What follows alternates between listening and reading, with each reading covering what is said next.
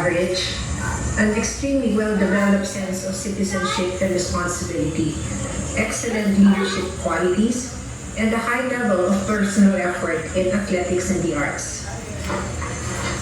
This year's awardee is definitely outstanding in academics, with a strong desire to learn and the tenacity to persevere to attain her goals. She ended with a final grade of 7, the highest possible mark in all 10 subjects, therefore earning her 9 subject excellence awards. The 10th subject, the community project, is graded at the end of the year, but it is not included among the subjects that are given awards.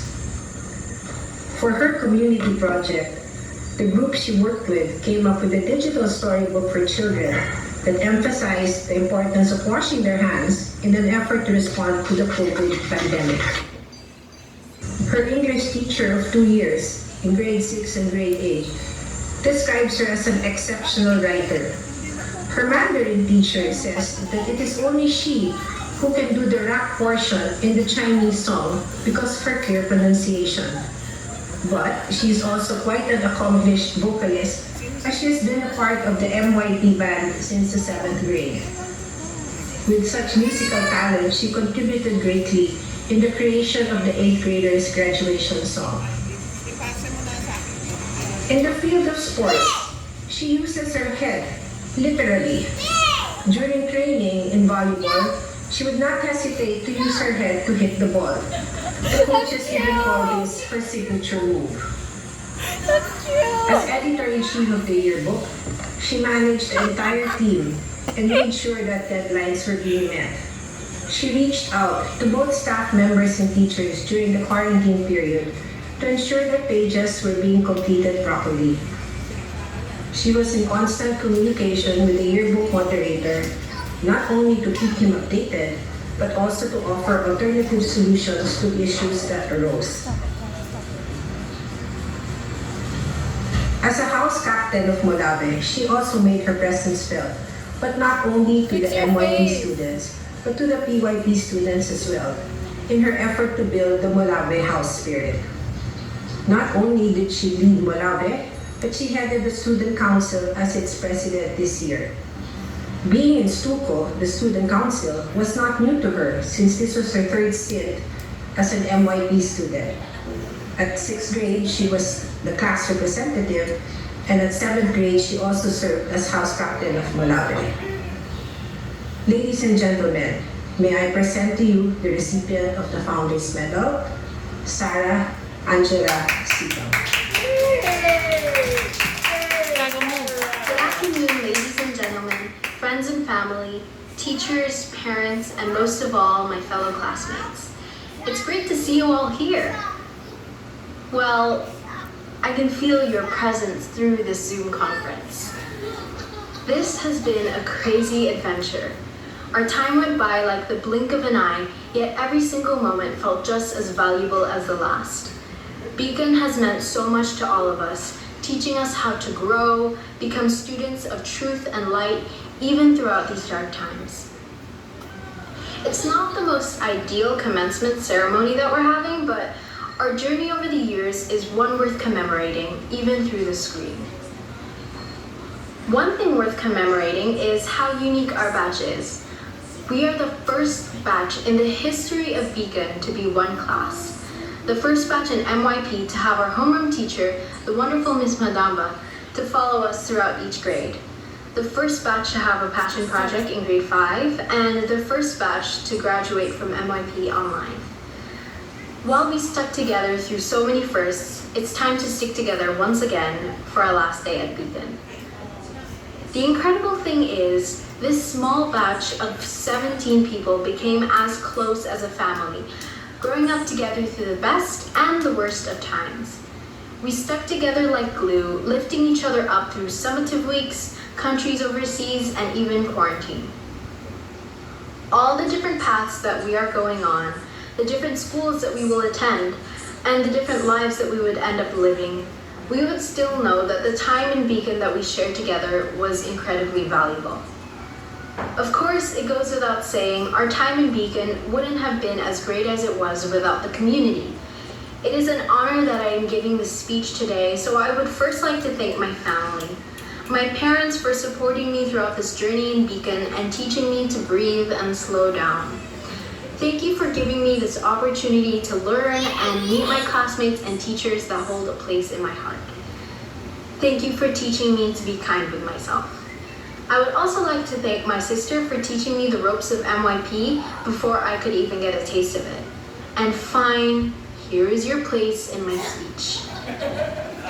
I would also like to thank the teachers and staff for making our batch's time in Beacon truly memorable. I hope that you can remember us as much as we will remember the lessons you've taught us over the years. I can always try to visit Beacon again. Finally, on a personal note, thank you classmates for giving me a place and a sense of belonging with you. I wouldn't have enjoyed my time here without you guys. From laughing at each other's jokes to G-Jackbox, from panicking over grades to socializing digitally. Even though you guys are so annoying, you were one of the best parts of my Beacon experience. Now, I don't believe I'm qualified to give our batch advice considering I am the same age as you guys are, so I suggest you go read Dr. Seuss's Oh, the Places You'll Go instead. Although, I can give you a summary of what I've learned over my 6-year experience in this wonderful school with all of you. First of all, I learned that it's okay to not know the answer to everything because nobody actually does. We're learning every day, and that's the whole point of us having to endure school. We learn how to make friends. We learn that the mitochondria is the powerhouse of the cell. We learn how to write a 1,000 essay in a single night before the deadline. I know some of you learned that. But most of all, we learned that a lesson learned should be a lesson shared. The next lesson that I learned was that confidence happens when you're scared, but you're still able to try anyway. I know we all find it hard to try things because we're scared to fail, but that's the only way to actually get anywhere. I've learned that there are moments and people in your life that are incredibly important, but you only realize that when you take a step back. You can't always tell when the good times are happening when you're experiencing them. Normally, I don't believe we enjoy having to wake up early to go to school every morning, but I'm glad that we did. It was so worthwhile to enjoy the company of our wacky batch, laughing over Yellow Blanket, Quieras, the Ortigas Meditation Center, Red Crane, and Ice Muffin. Those moments were so precious, but they flew by so fast before you could catch them. But looking back, it was incredible that we shared these memories together. These small moments and experiences are really what's made us happy in the end. I said I wasn't going to give advice, but if I were to travel back into time to the moment I stepped forth into this school, I would grab myself by the shoulders and say, treasure every moment while you can. Things are gonna get incredibly hard, but take things one day at a time and don't forget to smile. And sit up straight too, your posture's horrible. Change is a constant in our lives and it can feel overwhelming at times. The constant income of deadlines and summatives, the new people we meet along the way, the changes in the relationships that we have this voice in our head that tells us that we can control the things that happen in our lives. But that's all a lie. All we can do is appreciate the time and the memories that we have as they come. As I approach the end of my speech, and we approach the end of our time here in the school, we know that it's been a long and exhausting adventure. You may be thinking, yes, we're done with school, finally. Or, she's almost done with her speech, finally. First of all, please keep listening to my speech. And second of all, the best endings don't always leave us happy. Obviously, it's sad that we won't get to see each other's faces every day in the hallways or in the Zoom calls, but this hint of sadness adds more to a happy ending. It gives us unexpected insight, a moment of transcendence, and a realization that crying now means that this experience was worth a smile. Now it's finally time to bid goodbye to this amazing. Now it's finally time to bid goodbye to this amazing journey that we had together and say hello to a new one.